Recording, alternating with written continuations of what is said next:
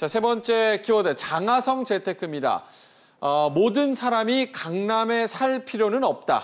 장하성 정책실장의 발언이었는데요. 근데 장하성 실장 본인은 잠실에 살고 있습니다.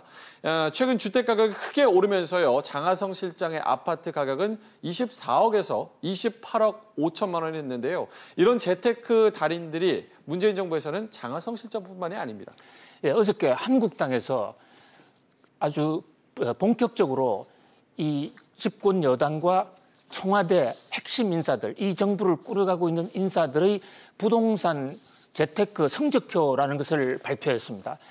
여기 집권 이후에 1년 4개월이 지났는데 정부가 부동산 대책을 쏟아내지 않았습니까? 그 쏟아낸 결과가 어떻게 됐느냐?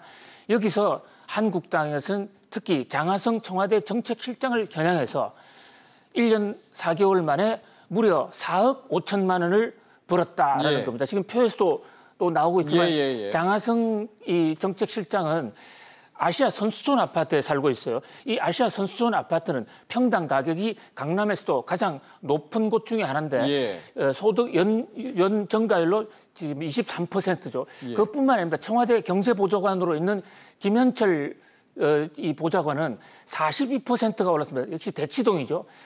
또 중소기업을 육성을 담당하고 있는 홍종학 중소벤처부 장관의 경우에는 압구정동 한양아파트에 사는데 무려 36% 올랐습니다.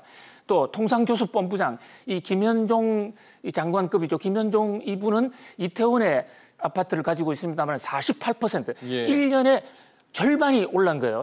정부 고위공직자 중에서도 특히 경제부처 이 장차관들이나 고위 실세들의 부동산 재테크 실적이 훨씬 좋은데요. 역시 경제 전공자들이 부동산으로 돈도 많이 번다. 이런 걸 다시 한번 보여줬어요. 특히 장하성 실장 같은 경우는 최근에 내가 강남 살아봐서 아는데 강남 올 필요 없다. 이런 얘기를 해서 무리를 빚지 않았습니까? 사실 이 말은 자신만 강남에 살겠다 해서 사다리를 끊어버리겠다는 것은 전혀 아니었어요. 그런 의도는 아니었겠죠. 강남에 살아보니 별 거 없으니까 올 필요 없다.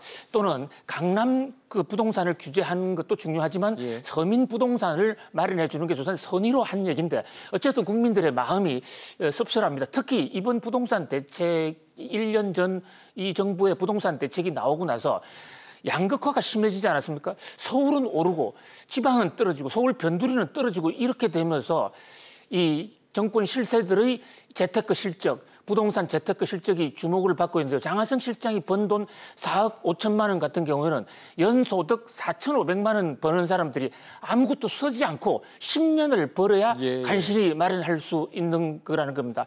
노무현 정부 때도 청와대 홍보수석이 정부는 앞으로 강남의 집값을 떨어뜨리겠다고 그러는 그 뒤 와중에 강남의 집을 여러 채씩 사모아서 무리를 빚은 적이 있는데 아무튼 솔선수범 이것이 무엇보다도 중요할 것으로 보입니다.